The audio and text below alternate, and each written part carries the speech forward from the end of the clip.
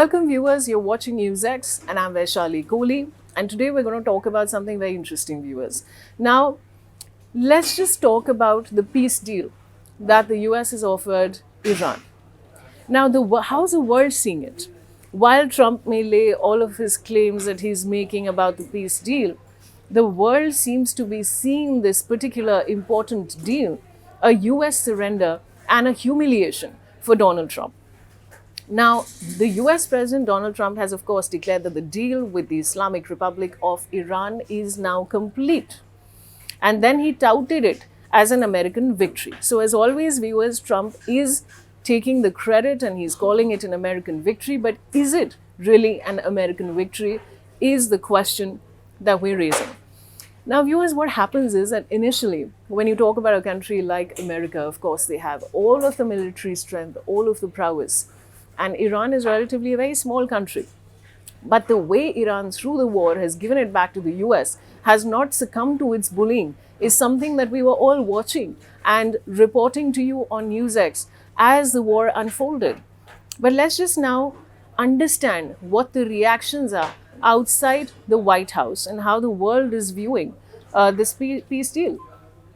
Now, the reactions have not been quite celebratory as far as the reactions coming in from outside the White House are concerned.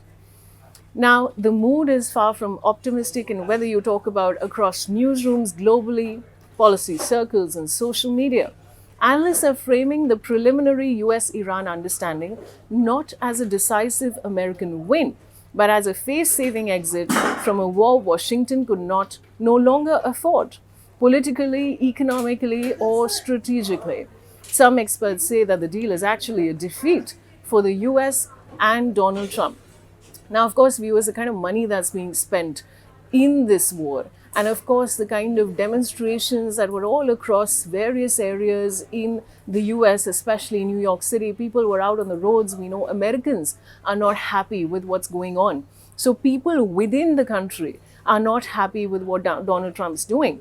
Now, let me give you an example. Robert A. Pape, a professor at the University of Chicago, described the breakthrough as a catastrophic strategic defeat. And I'm quoting him, these are his words, catastrophic strategic defeat, and warned of an escalation trap in his commentary on X.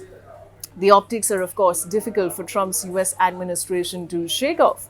After more than 100 days of conflict, viewers, billions of dollars spent, military assets lost, global shipping disruptions in the Gulf, and rising frustration within the public.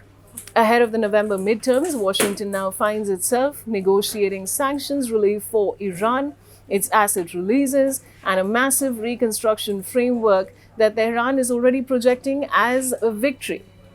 Now, the perception of US weakness gained even more traction after an interview on CBS's Face the Nation went viral. Now, let me tell you what US Defense Secretary Pete Hegseth said in the CBS interview. And this interview was, of course, with journalist Margaret Brennan. And he said that the US had controlled, now I'm quoting his exact words, controlled the straits this entire time through military pressure and blockade operations. But Brennan immediately pointed out that the US administration had spent weeks desperately pushing for the Strait of Hormuz to reopen as part of the negotiations. Now, if America really had complete control, she asked, why was reopening the strait such a major bargaining point? So that's exactly what we're saying here, viewers, that, when the war started, Donald Trump was appealing to the world to intervene, to help him out. And many countries said, no, we're not getting involved. You started the problem, your issue, you sort it out yourself. So then finally, this, of course, is a valid point. Why was he bargaining the opening of the Strait of Hormuz? Now, Hegseth's answer, filled with repetitions, qualifiers, and references to performance-based timelines, became fodder online. So, of course, viewers, even when it came to the attack on a school in Minab on these children, which was because of the US really, they also had an explanation for that. And Pete Hegseth is meant for that. He has these retorts and these comebacks. That's what we've seen in the interview as well. Now, critics said the uncomfortable exchange exposed the contradiction in the US administration's messaging. And Brennan's question was legit. If Washington truly dominated the waters militarily, why did negotiations to open the waterway drag on for so long? That question is now central to the American surrender narrative surrounding the deal.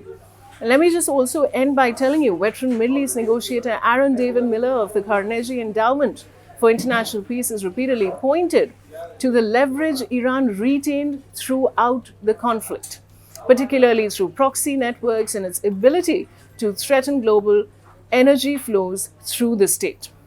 Miller made these remarks in a recent interview with Iran International's podcast, Eye for Iran. So many people globally are, of course, calling out Trump for what he's done, for the kind of damage, the loss of lives, and all of the other things. But of course, the White House has its retorts ready. So this is the latest update, viewers. And while Trump says that, the run-up to the peace deal, the world is watching, the world is seeing what the aftermath of the war is. We, of course, in India have felt the after effects. We've not done anything, but we're also suffering with the fuel prices and all of the turmoil that happened in India within itself. So the world is watching. The world, of course, is critical of Donald Trump and the war. And we will, of course, keep you posted on all of the further developments. Stay tuned to NewsX, and thank you for watching.